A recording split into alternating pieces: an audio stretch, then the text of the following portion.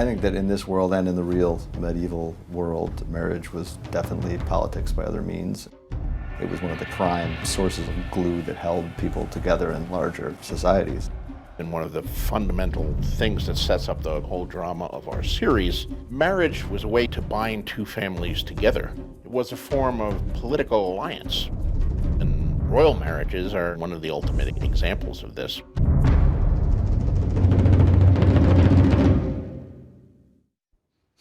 The gods are good.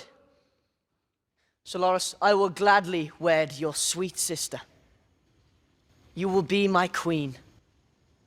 And I will love you from this day until my last day. The real bomb that goes off in King's Landing in season 3 is the arrival of the Tyrells. They're very powerful, they're very wealthy, and they control a lot of cards. So the family dynamic between the Lannisters and the Tyrells is quite charged. Joffrey and Marjorie's marriage had nothing to do with love or even affection. It was purely about stabilizing the kingdoms and lessens the chance of some kind of uprising that we saw start to take place in season 2.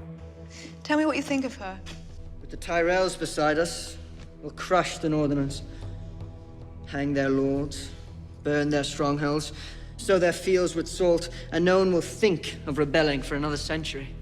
He's not even thinking of Marjorie as a woman, he's thinking of her as an abstract principle that will help further their family's political aim.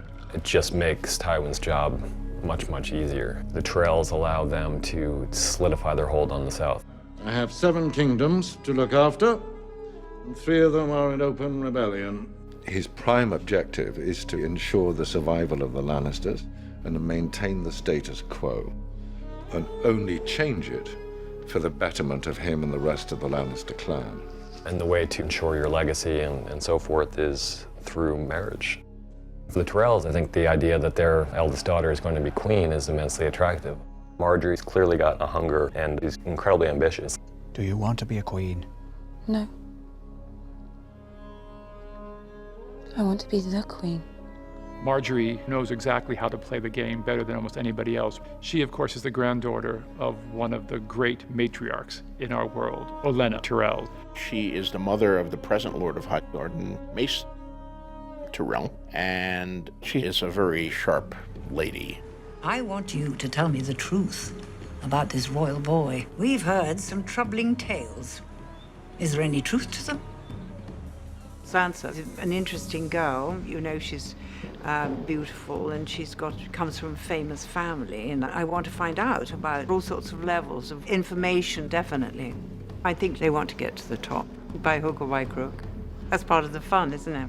She realizes that Sansa is a very valuable piece in the Game of Thrones. So far as the realm knows, Bran and Rickon are dead. Therefore, If Robb Stark falls, Sansa Stark is the key to the North. I believe I have a possible solution. their plan is to get Sansa to marry Sir Loras, the Knight of Flowers. But there are a lot of spies, there are a lot of listening ears. So before they can really put their plan in motion, the Lannisters get wind of this. We need to act first and kill this union in its crib. And how do we do that? We find Sansa Stark a different husband. Wonderful. Yes, it is. Tyrion is in love with Shay at this moment, but he's forced into this marriage that I really don't want to be a part of. But at least if he marries Sansa, he can protect her, especially from Joffrey. All we have to do is get our son in the Stark girl. He'll be Lord of Winterfell one day. You can rule the North in his name. You'll have 2 women and a whole kingdom of your own. And then Tywin turns the tables onto Cersei and says she has an arranged marriage as well. I am Queen Regent, not some brood mare. You're my daughter! You will do as I command, and you will marry Loras Tyrell. And put an end to the disgusting rumors about you, once and for all. My children. Now the Lannisters will control the South as well as the North, as well as the Iron Throne. It's all for the glory of House Lannister.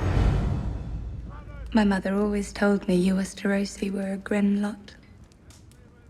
Grim, stinking barbarians that would row across the narrow sea and steal us from our beds. Did you ever think you'd marry one? When we first meet Robb Stark in season 3, the tables have changed somewhat. Robb's in a very difficult position. He was engaged to one of the Freys, but he's followed his heart, not his head. He married Talisa, and by breaking his vow, he's angered a once very powerful ally. If I had the sense that gods gave a fish, I'd hand you both over to the Lannisters. Why don't you? Stark, Tully, Lannister, Baratheon. Give me one good reason why I should waste a single thought on any of you. Walder Frey could have remained neutral in this conflict, and that had its own risks, but he saw an opportunity to vastly enhance the prestige of House Frey, and he took it. So now what he cares about is the political contract that was violated. This is not a world where the idea of marrying for love makes any sense to anybody. Cat has this instinctive feeling. Talisa is the catalyst that starts the demise, almost. For a king to break his word is something that she just cannot really accept, because in this world, nothing goes unanswered. Walder Frey is a dangerous man to cross. You arranged it. And you agreed to it. You gave him your word. Treat your oaths recklessly, and your people will do the same. The decision to marry Talisa definitely divided Robb's bannermen. They're going to be the people who said, I pledge my allegiance to this person and I'm going to stick with him no matter what. They're also going to be the people who wonder, maybe I need to reassess who he is as a leader. You don't think we can win? I think you lost this war the day you married her. After Robb married Talisa, I think things changed. We lost some of our men, my army, are angered at that, and it's the one dishonorable thing that I feel Robb has done since we've got to know him. I need men to replace the Karstaggs who marched home. There is only one person in this kingdom with that kind of army who hasn't already sided with the Lannisters. The man whose daughter I was supposed to marry. Walder Frey. Robb not only deprived Walder of the chance to see his daughter as queen, but also Walder's still guilty of rebelling against Tywin and the Iron Throne, and that puts Walder Frey and his entire family at risk.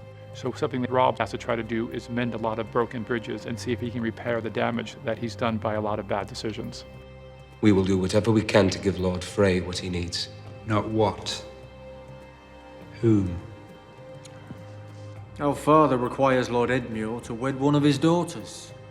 He was due a king to marry one of his daughters to, and Edmure Tully, while he is the important person in his own right and is the heir of the Tully household, it's still kind of a door prize in the political marriage race.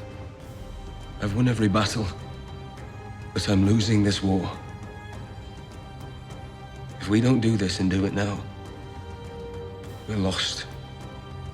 It's something that you see time and again in Game of Thrones, is characters who are kind of casting off their illusions and learning what it means to rule and to seize power. And the truth is, all of these families see it as a tool. So whether it's the Tyrells marrying Margaery to Joffrey, or Tywin trying to figure out how to ensure his legacy by marrying Tyrion to Sansa and Cersei to Loras, marriage is one of the main tools of political maneuvering, and we're going to see it again and again in this world.